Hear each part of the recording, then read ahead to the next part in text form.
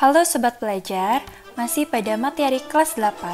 Sekarang kita menuju pembahasan bab 2 mengenai menumbuhkan kesadaran terhadap Undang-Undang Dasar Negara Republik Indonesia tahun 1945. Bersyukur sekali kepada Tuhan sesuai dengan keyakinan masing-masing karena kita masih diberikan kesehatan pada masa pandemi seperti ini. Dimanapun Sobat Pelajar berada, diharapkan untuk selalu menjaga kesehatan, jaga imun tubuh agar selalu prima, dan tentunya patuh terhadap protokol kesehatan. Walaupun di rumah aja, semangat belajar harus terus meningkat ya. Yuk kita mulai belajarnya. Coba sekarang kita bayangkan saat pelaksanaan upacara bendera di sekolah. Salah satu dari rangkaian upacara sudah pasti ada petugas membaca pembukaan Undang-Undang Dasar tahun 1945.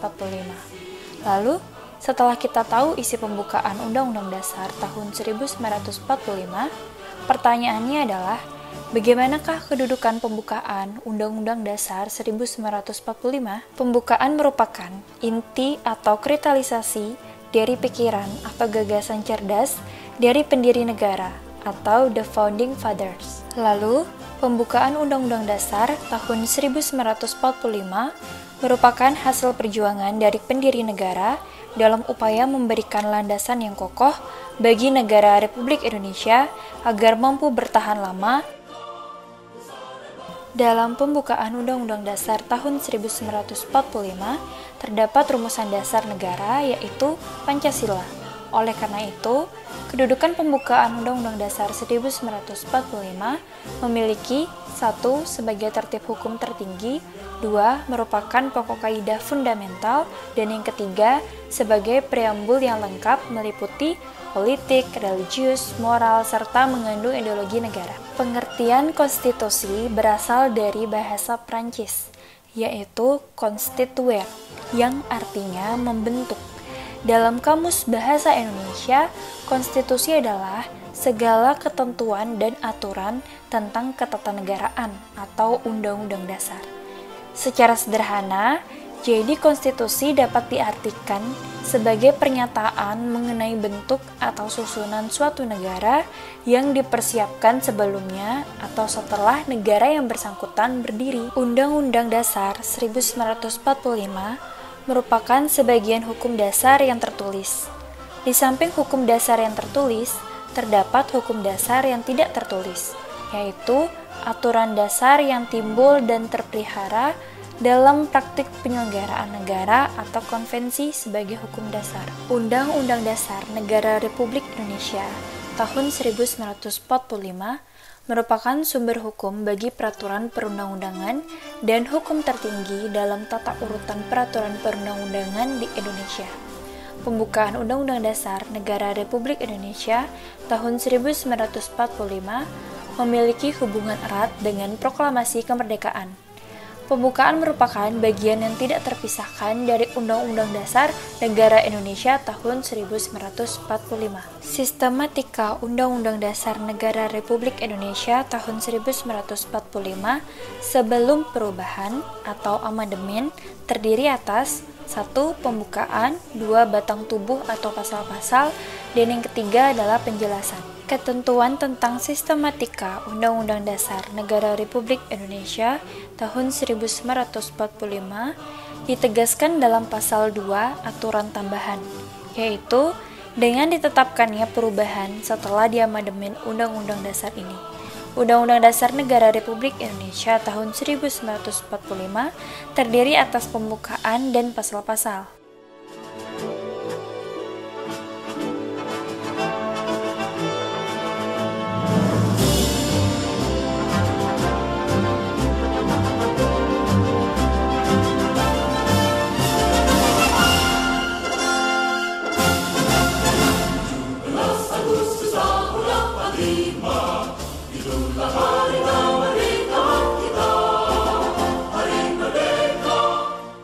Hubungan proklamasi dan pembukaan Undang-Undang Dasar Negara Republik Indonesia tahun 1945 dapat diamati dari isi kedua naskah proklamasi.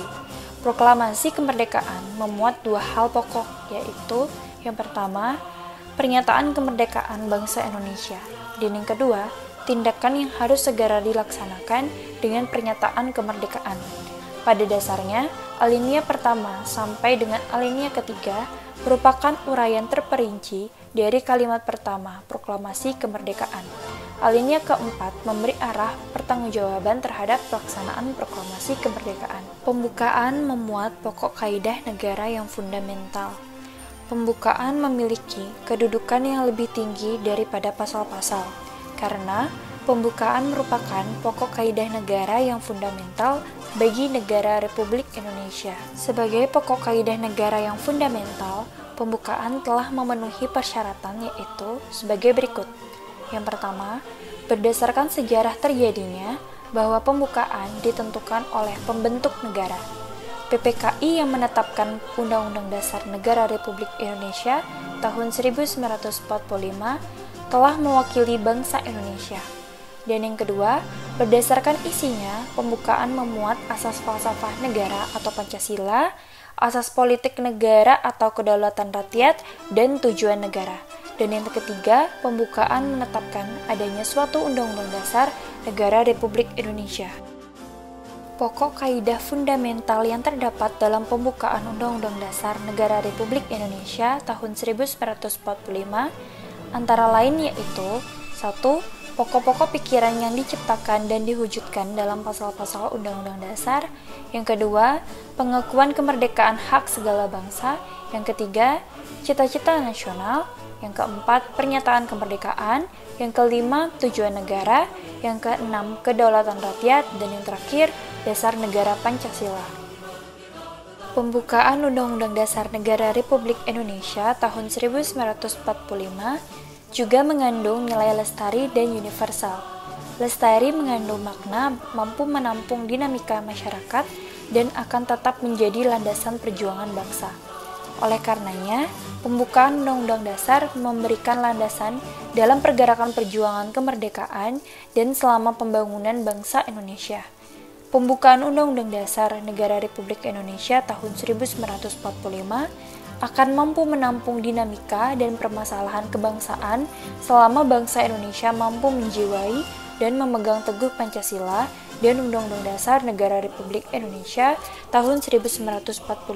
Nilai universal mengandung arti pembukaan Undang-Undang Dasar 1945 memiliki nilai-nilai yang dijunjung tinggi oleh bangsa-bangsa beradab di dunia dan penghargaan terhadap hak asasi manusia.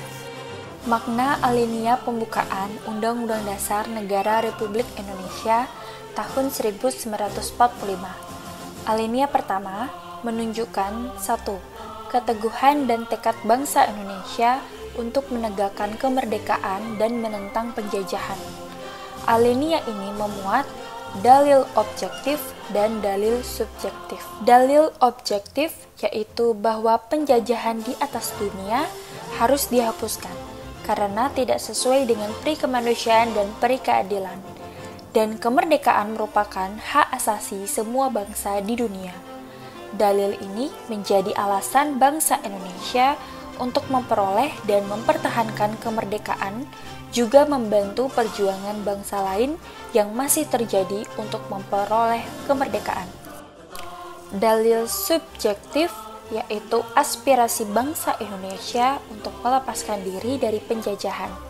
Yang kedua, meletakkan tugas dan tanggung jawab kepada bangsa dan negara serta warga negara Indonesia untuk senantiasa melawan penjajahan dalam segala bentuk. Juga menjadi landasan hubungan dan kerjasama dengan negara lain. Bangsa dan negara, termasuk warga negara, harus menentang setiap bentuk yang memiliki sifat penjajahan dalam berbagai kehidupan. Tidak hanya penjajahan antara bangsa terhadap bangsa, tetapi juga antar manusia karena sifat penjajahan dapat dimiliki dalam diri. Alinea kedua menunjukkan ketepatan dan ketajaman penilaian bangsa Indonesia. Yang pertama, bahwa perjuangan bangsa Indonesia telah mencapai tingkat yang menentukan. Yang kedua, bahwa momentum yang telah dicapai harus dimanfaatkan untuk menyatakan kemerdekaan. Dan yang ketiga, kemerdekaan harus diisi dengan mewujudkan negara Indonesia yang merdeka, bersatu, berdaulat, adil, dan makmur. Alinea ini menunjukkan makna 1. kebanggaan dan penghargaan atas perjuangan bangsa Indonesia selama merebut kemerdekaan. Ini berarti kesadaran bahwa kemerdekaan dan keadaan sekarang tidak dapat dipisahkan dari keadaan sebelumnya. Kemerdekaan yang diraih merupakan perjuangan para pendahulu bangsa Indonesia. Mereka telah berjuang dengan mengorbankan jiwa raga demi kemerdekaan bangsa dan negara. Yang kedua, momentum yang dicapai. Kemerdekaan bukanlah akhir dari perjuangan bangsa. Kemerdekaan yang diraih harus mampu mengantarkan rakyat Indonesia menuju cita-cita nasional, yaitu negara yang merdeka, bersatu, berdaulat, adil, dan makmur. Negara yang merdeka berarti negara yang terbebas dari penjajahan bangsa lain.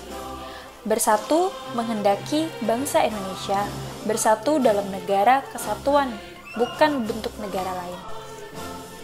Bukan bangsa yang terpisah-pisah secara geografis maupun sosial. Alinea ketiga memuat bahwa kemerdekaan didorong oleh motivasi spiritual, yaitu kemerdekaan yang dicapai oleh bangsa Indonesia merupakan berkat rahmat Allah yang Maha Kuasa. Ini merupakan perwujudan sikap dan keyakinan bangsa Indonesia terhadap Tuhan yang Maha Esa. Melalui alinea ketiga ini, bangsa Indonesia menyadari bahwa tanpa rahmat Tuhan yang Maha Kuasa, bangsa Indonesia tidak akan merdeka. Kemerdekaan yang dicapai tidak semata-mata hasil jeripayah perjuangan bangsa Indonesia, tetapi juga atas kuasa Tuhan yang Maha Esa. Alinea ketiga, pembukaan Undang-Undang Dasar 1945 memuat motivasi real dan material, yaitu keinginan luhur bangsa supaya berkehidupan yang bebas dan tekad seluruh bangsa Indonesia untuk menjadi bangsa yang bebas merdeka dari segala bentuk penjajahan dan penindasan dengan menentukan nasib sendiri. Makna alinea ketiga ini yaitu 1. Kemerdekaan yang dicapai bangsa Indonesia adalah rahmat dan anugerah Tuhan Yang Maha Esa. Yang kedua, tekad yang kuat dan keyakinan pada kekuatan Tuhan menjadi faktor pendorong dan penentu keberhasilan mencapai cita-cita. Dan yang ketiga, pengakuan dan kepercayaan bangsa Indonesia terhadap Tuhan Yang Maha Esa atau prinsip keseimbangan dalam kehidupan secara materi dan spiritual. Alinea keempat, pembukaan Undang-Undang Dasar Negara Republik Indonesia tahun 1945 memuat prinsip-prinsip negara Indonesia, yaitu 1. Tujuan negara yang akan diwujudkan oleh pemerintah negara. Yang kedua, ketentuan diadakannya Undang-Undang Dasar. Yang ketiga, bentuk negara, yaitu bentuk republik yang berkedaulatan rakyat. Dan yang keempat, dasar negara, yaitu Pancasila. Alinea keempat memuat 1. Dasar negara Pancasila, yaitu dengan berdasar kepada ketuhanan yang Maha Esa, kemanusiaan yang adil dan beradab, persatuan Indonesia, dan kerakyatan yang dipimpin oleh hikmat kebijaksanaan dalam permusyawaratan perwakilan, serta dengan mewujudkan suatu keadilan sosial bagi seluruh rakyat Indonesia. Kelima sila Pancasila merupakan suatu kebulatan utuh, satu kesatuan yang tidak dipisahkan. Rumusan Pancasila dimuat dalam pembukaan, maka secara yuridis konstitusional adalah sah, berlaku, dan mengikat seluruh lembaga negara, lembaga masyarakat, dan setiap warga negara Pancasila. Sekian dan terima kasih sudah menyaksikan video ini. Semoga pembelajaran kali ini bermanfaat. Jangan lupa untuk like, komen, dan subscribe. Thank you.